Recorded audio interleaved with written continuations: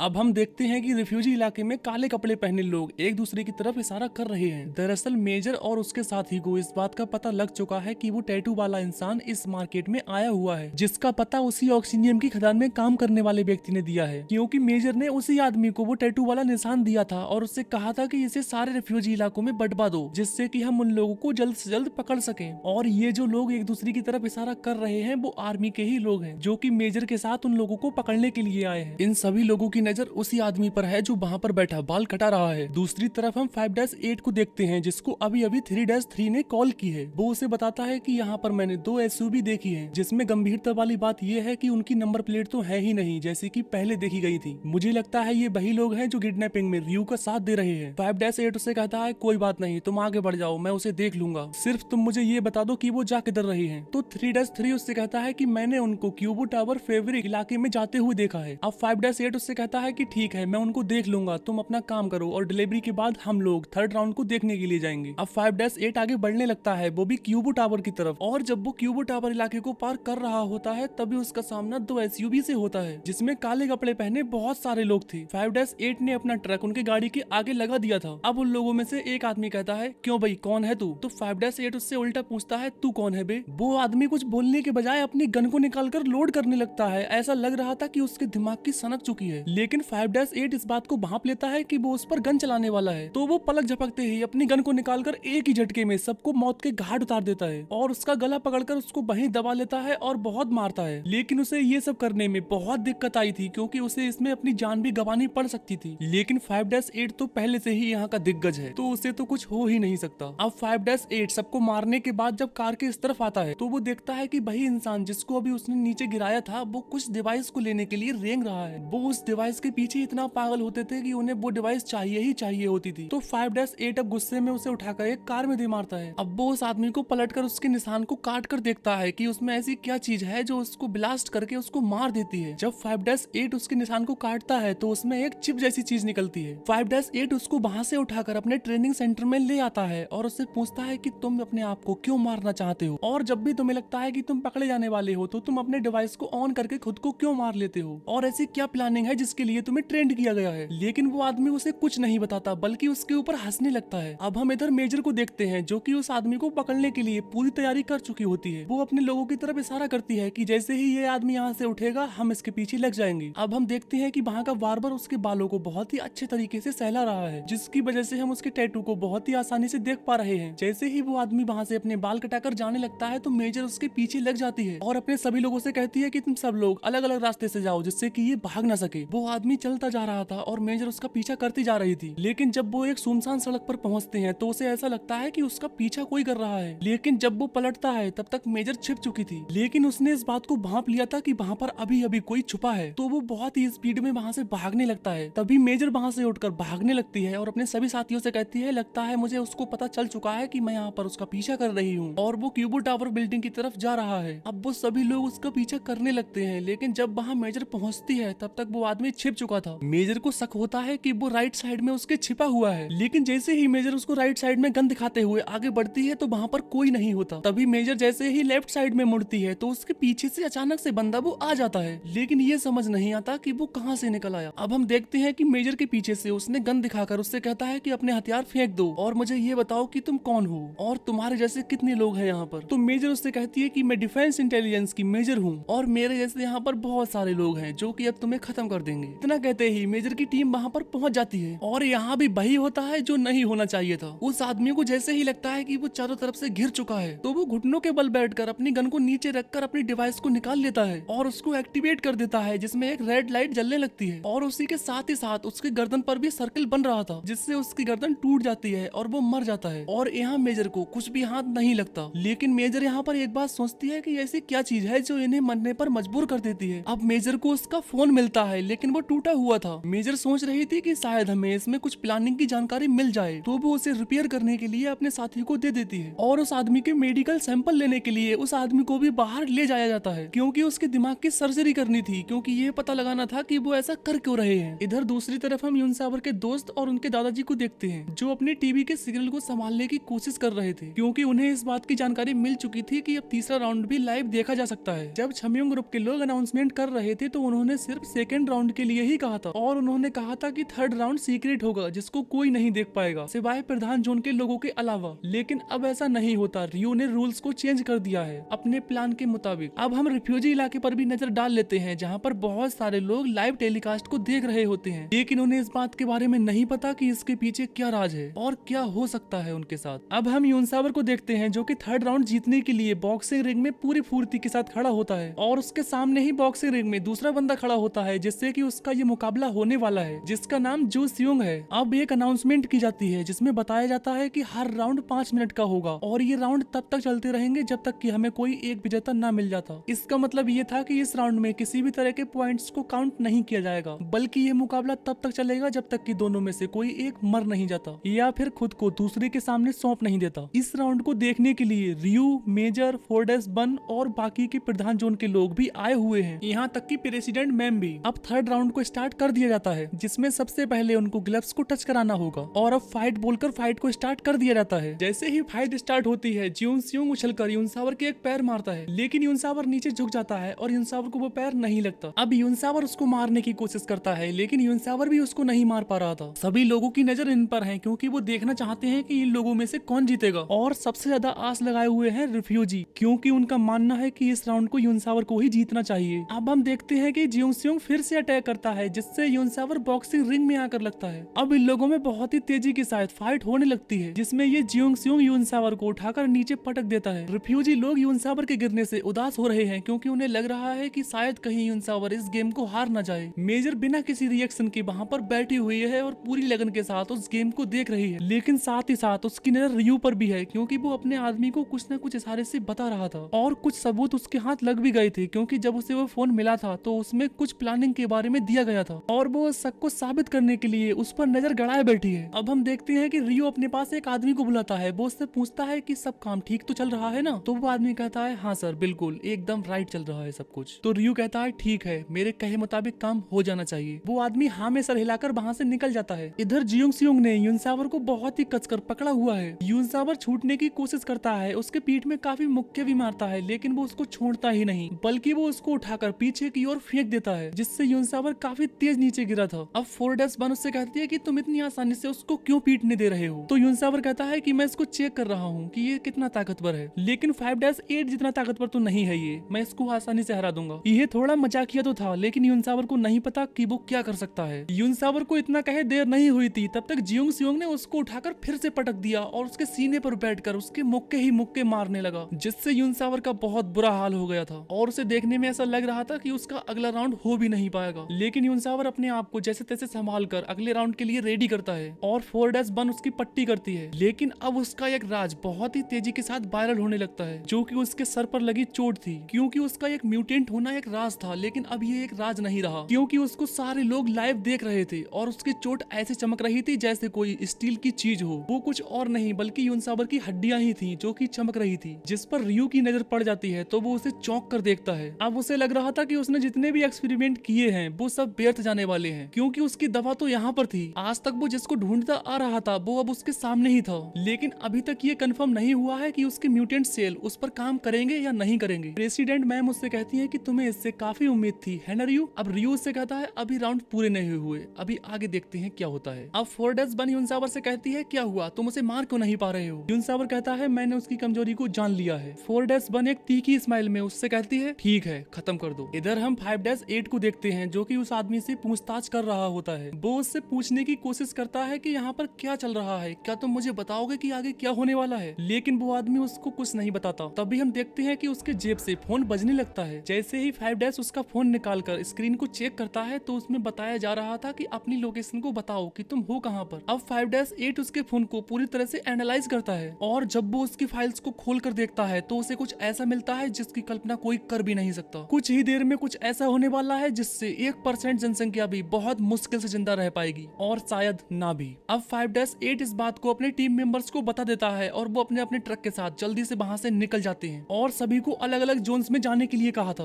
अब यूनसावर उसकी कमजोरी को जानकर पूरी तरह से रेडी है और आगे बढ़ता है और जैसे ही राउंड को स्टार्ट किया जाता है दोनों लोग आगे बढ़ने लगते हैं। जैसे ही जियोंग सियोंग उसकी तरफ आगे बढ़ता है वैसे ही यूनसावर एक मुक्का उसके मुंह में मारता है जिससे जियोंग सियोंग एक ही बार में नीचे जाकर गिरता है और दोबारा उठता ही नहीं। देखने में तो ऐसा लग रहा था कि अब वो मर चुका है। 4-1 और यूनसावर इस गेम को जीतने के बाद बहुत खुश थे। साथ ही रिफ्यूजी इलाके में खुशी की एक लहर छलक आई थी। सभी लोग खड़े होकर इसको एंजॉय करने लगते हैं। लेकिन तभी इतना बड़ा ब्लास्ट होता है जिसमें कोई भी रिफ्यूजी नहीं बचता, और ये ब्लास्ट हर एक जोन में हुए थे जिसको हम ऊपर से देख पा रहे हैं, जो कि एक रियू की चाल थी जिसमें सभी रिफ्यूजीज को फंसाया गया और उनसे कहा गया कि तीसरा राउंड सीक्रेट होगा और आपको नहीं दिखाया जाएगा कि उसमें क्या हो रहा है। और तभी तीसरा राउंड होने के बाद सबसे कहा गया कि यह भी आपके सामने लाइव टेलीकास्ट किया जाएगा, जिससे कि उन लोगों में एक खुशी की लहर दौड़ जाए और ज्यादा से ज्यादा संख्या में वहां पर लोग पहुंचे। 5-8 और उसकी टीम के पहुंचने से पहले ही वहां पर सब कुछ तबाह हो चुका था। उन्हें मिलती है तो सिर्फ राख